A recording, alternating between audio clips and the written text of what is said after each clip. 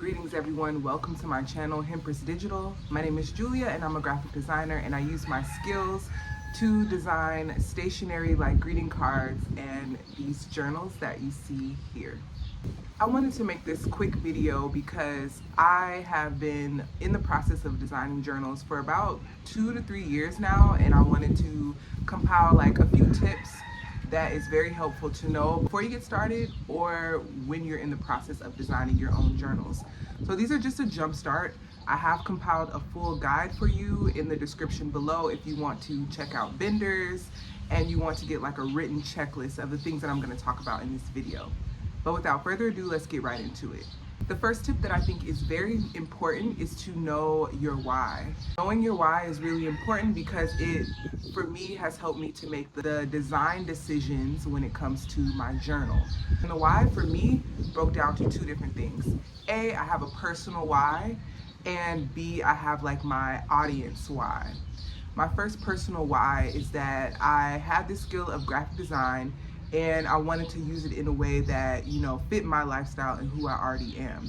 So I've been journaling for years, decades at this point. I also wanted to find a way to use my design skills to kind of create an income for myself, because I see myself starting a family within the next few years, and I just want something that I could do at home.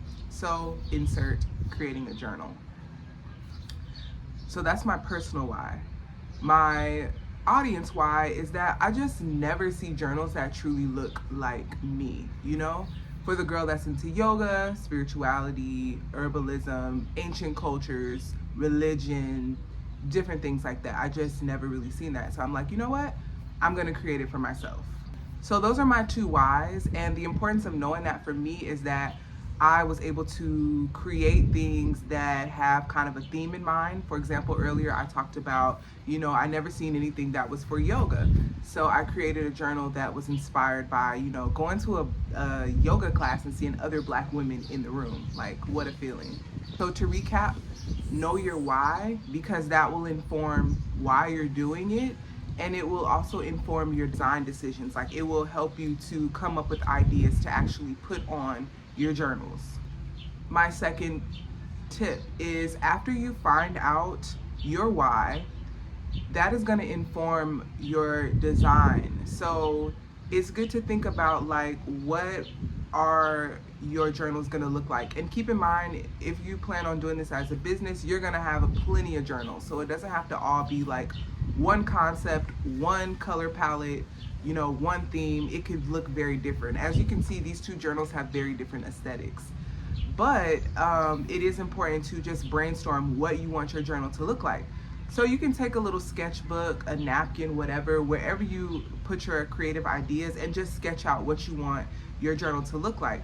You can also go on sites like Pinterest and just Google different journal ideas to see what inspires you, and from that kind of like, add some different elements and make it your own. For example, if you're a person that you're really drawn to earthy colors, it would be wise to make that decision when you're sketching. Like, keep it in the back of your mind that, this journal is going to incorporate a bunch of earthy colors. So my second tip is to start to brainstorm and sketch out the idea, because once you sketch out the idea, it makes things so much easier. You never want to just go straight into designing. You want to sketch out a lot of different ideas, and honestly I would say like 5 to 10 solid ideas, because you can narrow it down to like 1 or 2. Number 3, once you sketch out your ideas, figure out how you're going to get your journals designed. Are you going to be the designer? In my case, I design my own journals.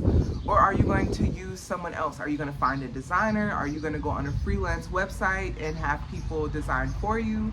Like, how are you going to get the process from sketch to an actual design? Now, it is a little bit cheaper to design it yourself because you don't have to hire anybody.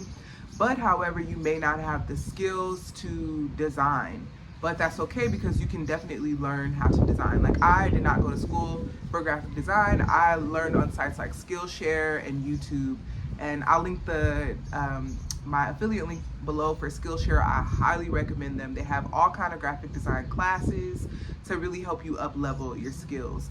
So the third tip is to figure out if you're going to be designing and if somebody else is going to be designing, and if so, shop around with different designers and compare pricing, see if it's within your budget, and go from there.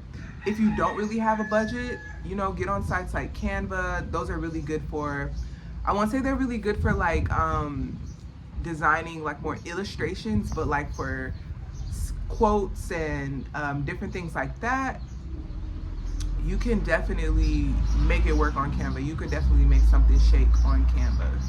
Also, let me know in this video if you would like to see my process of how I go from start to a finished design. So that's my third tip. Figure out who is going to be the designer. Is it going to be you? Sorry about that chicken. Is it going to be you, or is it going to be somebody else? My fourth tip is going to be decide where you're going to get your journals manufactured. I have tried many different manufacturers to see which one would best suit me. Nowadays there's so many options, and it's really not a one size fits all. There's so many factors that come into play when it comes to choosing your manufacturer. A, your budget. B, the quality of the journals. C, what you can do with the journals. For example, these two different journals, this one obviously has the gold foiling details and this one does not. So, and these are